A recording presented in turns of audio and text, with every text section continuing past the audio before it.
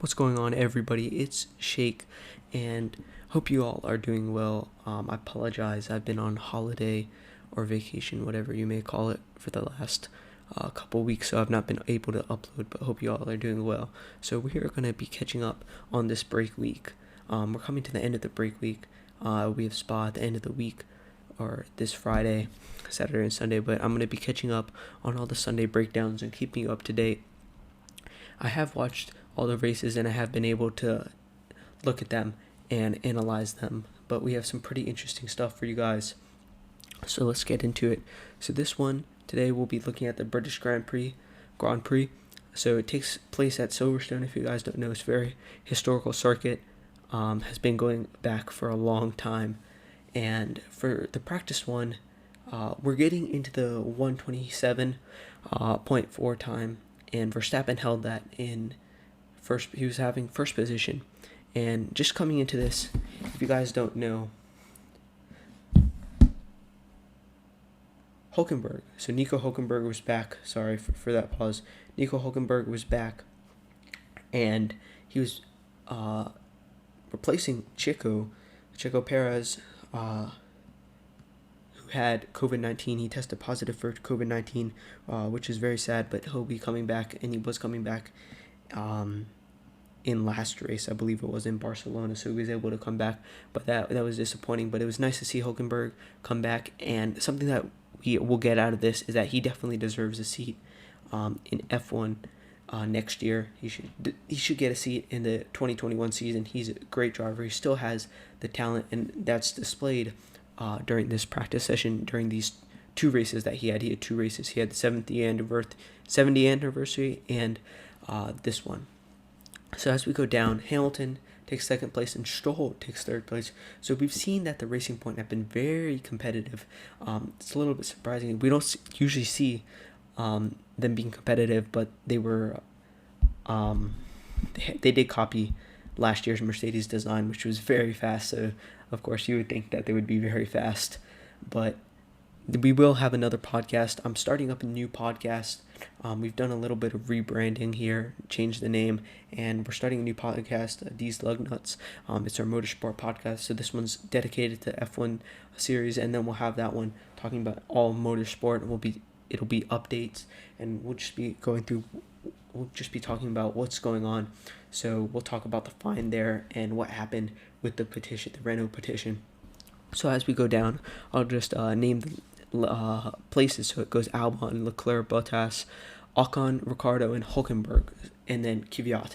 So that's the top 10. So we see that Leclerc is there and Bottas is 6. So those two teams that should be theoretically doing well are dropped behind. And then you see the Renault being very competitive, 7-8. Ricciardo's a great driver, and he's probably my favorite driver, as I've maybe said that before, and that's nice to see. And then Hulkenberg is 9th, above of many other experienced drivers, which is crazy that he doesn't have a seat this year, but he, of course, made the choice to retire. Going from 11th down, we have Gasly, Sainz, Norris, Magnussen, Grosjean, Raikkonen, Russell, Giovinazzi, Latifi, and Vettel. So Vettel does not put in a time during this practice session. I believe he had a car trouble, but even so, he was not being so competitive this season. As we've seen in the multiple races, he's not super competitive, which is disappointing because he's a good driver, and I just want him to find his pace. But we go down, and we're seeing that the McLaren, Sainz, and Norris 12-13, they're falling a little bit behind off pace, which is disappointing, but maybe it isn't their circuit. It's Lando Norris's circuit, but we're not still sure. We move on to practice session number 2. Lance Stroll takes first position, P1, with the 1:27.2. That is 0.2 seconds, 2 tenths of a second faster. Then you get Albon, Bottas, Leclerc, Hamilton, Sainz, Hulkenberg, Gasly, Ricciardo, and Raikkonen. So we're still seeing Ricciardo's staying competitive within the top 10. Gasly's staying very competitive, and Raikkonen in that Alfa Romeo. You don't usually see that to be as competitive, but it's nice to see that they're pushing their car to the fullest, and they're trying to get in there. And Stroll number 1, of course. That's always surprising. But then we don't have Verstappen in the top 10, which is a little bit disappointing to see where his pace is. For 11 down, we have Norris, Ocon, Giovinazzi, Verstappen, Kvyat, Grosjean, Russell, Vettel, Magnussen, and Latifi. So having Verstappen in P19 for the second practice session, he was showing promise in the first, and I believe he may have won on a harder set of tires for the second one, which is why he wasn't as successful. So we'll move on to the third practice session, and we have Mercedes 1-2, Bottas, Hamilton, and then Verstappen third. So he's showing that he can compete with the Mercedes. But the Mercedes now go into the 125s. So I believe that was a record-breaking time at Silverstone, which is very fast. 125 around the circuit is crazy. And then you have Hamilton in 126, and Verstappen could not keep up with that. Then you have Bottas for Hamilton, Verstappen, Stroll, Sainz, Leclerc, Norris, Ricciardo, Hülkenberg, and Gasly. So you're getting all those competitive. Hülkenberg showing again that he can push with everyone else that has been playing his. He was talking about his neck hurting him a lot, which is understandable because the G-force that you get, 5 Gs on one corner, 6 Gs on another, and 3 in different spots. It takes a strain on your neck, and it hurts. So him not being able to do that is crazy. Him being able to just jump up and just get in the car, get on the flight, and then get in the F1 car again. It's just incredible. And then going down, you have Kvyat, Ocon, Albon, Vettel, Grosjean, Russell, Giovinazzi, Magnussen, Raikkonen, and Latifi. So we have those back-end cars, staying the back-end cars, but then you have some movement in the middle, which I really like to see. Although Mercedes went 1-2, you still have some movement around, and hopefully we can slim that gap down to the Mercedes within the next couple races. So talking about the next couple races, we're going to go into the qualifying right now. So this is the qualifying for the British Grand Prix, and this was pretty crazy.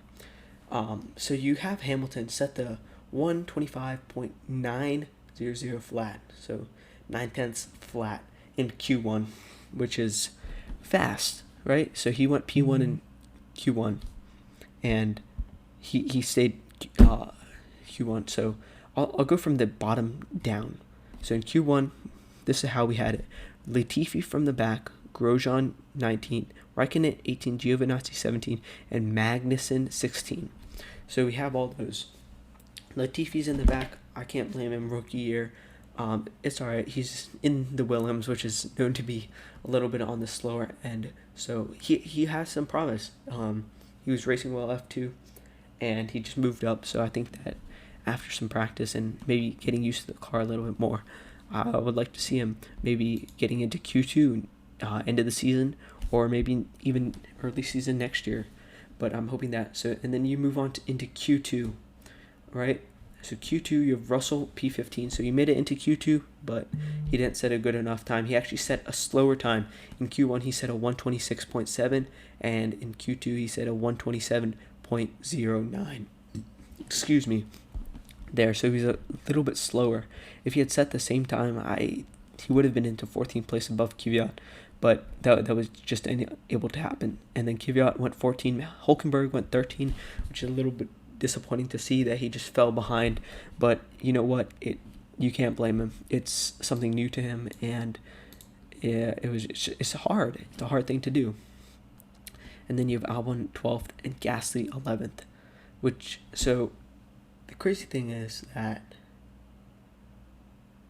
let me just get my facts straight. No, so Albon is getting out-qualified by his counterpart at Alpha Tauri. So Gasly was in the Honda Red Bull last year, and then got kicked out when Albon showed promise. And I think that I'm not doubting Albon. He's a great driver, and he should stay there, but I don't think he's showing up to his full potential. And then if you have the top 10, you have Vettel. He just slipped into the top 10, which is fortunate because we want to see that the Ferrari's competing. Then you have Ocon, in ninth, Ricardo in eighth, Sainz in seventh, Stroll in sixth, so he moved back a little bit. Norris showing a lot of pace and putting it into fifth, Leclerc in fourth, and Verstappen in third.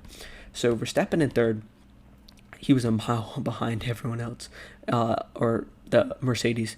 So everyone was miles behind the Mercedes. So Verstappen in P3, mind you, P3, so third on the grid, put in a 125.3. Alright, and then Bottas in second place put in a 124.6, that's in Q3. So those are on the medium tires, I believe, because those were the fastest. Everyone went out on mediums. Softs got too hot and weren't efficient. Don't quote me on that though, but I'm pretty sure that's what it is. So that is a 7/10 difference between those two, and that's crazy. And then Hamilton puts another 0.3 on that, so almost 1 second between Hamilton and Verstappen. You don't see that often. You would think 1 second between maybe him and Stroll in sixth, or him and Ocon in ninth, but no, that's just a crazy gap. And the pace that Mercedes has, incredible. And I'm really disappointed that no one else can push their pace, but it is what it is. So for the Grand Prix, I'll run you through my notes here that I took, and then I'll go through the race results. So Nico Hülkenberg didn't start after some engine issues with the Racing Point car. So I don't know if Daddy Stroll put some money in that and just said don't let him race. Of course, that's not how the sport's played though. We want to see him playing, but he was not able to start, so he had a pit start, I guess, I don't know what the word, and then he just had to retire, so did not start. That's a proper term. So Kevin Magnussen in the Haas, he only raced one lap. He was pushed off the track at the end of the first lap by Alex Albon that caused a crash. So he did not finish, which is sad. And then Daniel Kvyat crashes on lap 13. So on lap 13 he crashed, and that was due to a puncture, and it sent him spinning, and debris was pushed out onto the track, and that caused a safety car. So I believe that was the first safety car. Yes, or I think Magnussen was the first safety car as well. So there was 2 safety cars in that. And then this was the first time in the season that the black and white flags had been shown. By the black and white flags, I don't mean the checkered flag. I mean it's black and white stripes, and that is shown for dangerous driving, bad driving standards. So that was shown to Stroll, because in response to his driving standards, he took on a straight. He waited too long to show which side he would move, and that was just dangerous because it could have caused a crash with one of the drivers. Kimi Räikkönen lost half of his front wing, which is crazy, that you have to get, and then you have to get a replacement. And so I went through did not finish.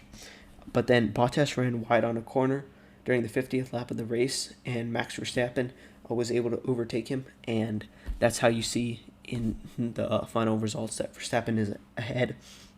And by running wide, Bottas got a puncture on his front left tire. So there was a lot of punctures, a lot of finishes with the punctures, and it's crazy to see.